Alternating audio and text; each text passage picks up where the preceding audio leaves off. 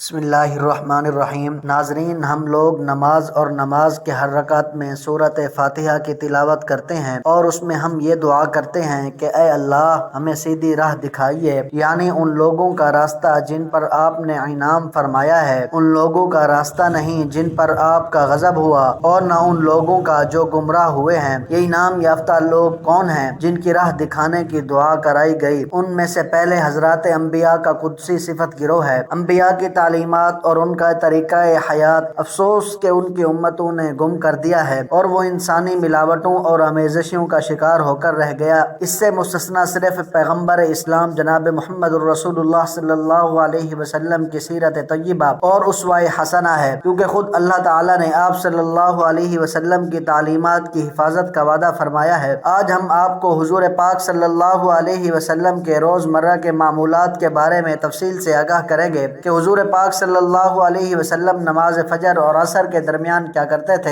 صبح کے ناشتے میں کیا کھاتے تھے، بیویوں کے پاس کس وقت جاتے تھے، عصر کی نماز کے بعد کیا کرتے تھے، رات کو کس وقت سوتے تھے۔ تفصیلات کے لیے ویڈیو کو آخر تک ضرور دیکھیے گا۔ حضور پاک صلی اللہ علیہ وسلم کا معمول تھا کہ نماز فجر پڑھ کر وہیں چار زانوں بیٹھ جاتے، صحابہ کرام رضوان اللہ عنہم اجمعین پاس آ کر جمع ہو جاتے۔ یہی دربار نبوت کا یہی حلقہ توجہ تھا، یہی درسگاہ تھی، یہی محفل احباب بنتی تھی۔ حضور پاک صلی اللہ علیہ وسلم صحابہ کرام سے خواب کے حوالے سے دریافت فرماتے کہ آج رات کسے خواب آیا ہے۔ صحابہ کرام بیان کرتے تو حضور پاک صلی اللہ علیہ وسلم ان کے خوابوں کی تعبیر ارشاد فرماتے، اور اگر کسی نے کوئی خواب نہ دیکھا ہوتا تو خود ہی فرماتے کہ آج رات میں نے یہ خواب دیکھا ہے، اور صحابہ کرام سے اس کا ذکر کرتے۔ جیسا کہ صحیح مسلم میں حضرت سمورہ بن جندب رضی اللہ تعالیٰ عنہ سے مروی ہے کہ حضور پاک صلی اللہ علیہ وسلم کا یہ مبارک معمول تھا کہ جب صبح کی نماز آپ پڑھا لیتے تو ہماری طرف چہرہ اقدس پھیر کر تشریف فرما ہوتے اور اپنے غلاموں سے پوچھتے کہ تم میں سے کس نے پچھلی رات کو یہ خواب دیکھا ہے، لیکن بعد میں پھر آپ صلی اللہ علیہ وسلم نے یہ عمل ترک فرما دیا تھا۔ پھر آفتاب نکل آتا، دن خوب چڑھ جاتا تو آپ صلی اللہ علیہ وسلم اشراق پڑھ کر مجلس برخاست فرماتے، اور جس بیوی کی باری اس دن ہوتی ان کے گھر تشریف لے جاتے، وہاں گھر کے کاموں میں لگے رہتے،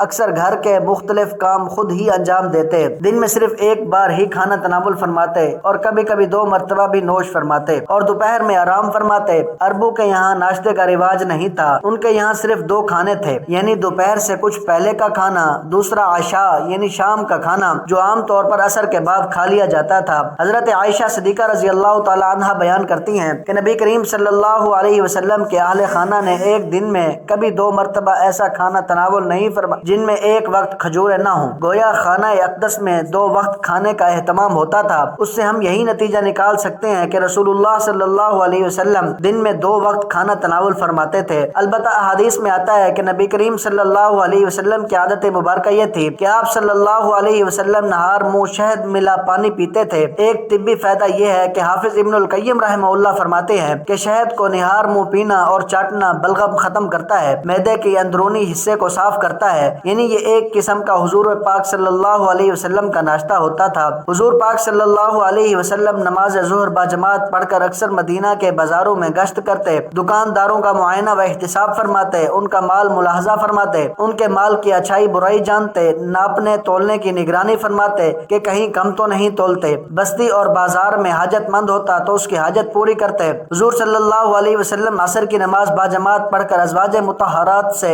ایک ایک گھر تشریف لے جاتے، حال پوچھتے اور تھوڑی تھوڑی دیر ہر ایک کے ہاں ٹھہرتے، اور یہ کام اتنی پابندی سے کرتے تھے کہ ہر ایک کے یہاں مقررہ وقت پر پہنچتے، اور سب کو معلوم تھا کہ آپ صلی اللہ علیہ وسلم وقت کے بہت قدر شناس اور پابند ہیں۔ مغرب کی نماز باجماعت پڑھ کر اوابین کی نماز کبھی آپ ادا فرماتے اور کبھی چھوڑ دیتے تاکہ امت پر فرض، واجب یا سنت مؤکدہ نہ ہو جائے۔ اوابین سے فارغ ہو کر جس بیوی کی باری ہوتی آپ شب گزار کے لیے وہی تشریف لے جاتے۔ اکثر تمام ازواج مطہرات اسی گھر میں آ کر جمع ہو جاتی، مدینہ کی اور عورتیں بھی جمع ہو جاتی، اس لیے کہ اس وقت آپ عورتوں کو دینی مسائل تعلیم فرماتے، گویا مدرسہ نسواں قائم ہوتا جس میں انتہائی ادب اور پردہ کے ساتھ عورتیں علم دین، حسن معاشرت، حسن اخلاق کی باتیں اس معلم عالم صلی اللہ علیہ وسلم سے سیکھتے۔ رسول اللہ صلی اللہ علیہ وسلم عورتوں کو علم دین سے محروم اور تہذیب اسلامی سے ناشنا نہیں رکھنا چاہتے تھے۔ یہی عورتیں اپنے مقدمات پیش کرتے، آپ صلی اللہ علیہ وسلم ان کو حل فرماتے، اور اگر کوئی بیعت کرنا چاہتی تو یہیں آپ ان کو بیعت فرماتے۔ حضور پاک صلی اللہ اللہ علیہ وسلم کو رات کے وقت زیادہ دیر باتیں کرنا پسند نہ تھا، جلدی سو جانے کو پسند فرماتے اور صبح جلدی بیدار ہو جاتے۔ حضرت عائشہ صدیقہ رضی اللہ عنہا فرماتی ہیں کہ آپ صلی اللہ علیہ وسلم جب سونے کا ارادہ فرماتے تو نماز کے وضو کی طرح وضو فرماتے اور دوسروں کو بھی باوضو سونے کا حکم دیتے،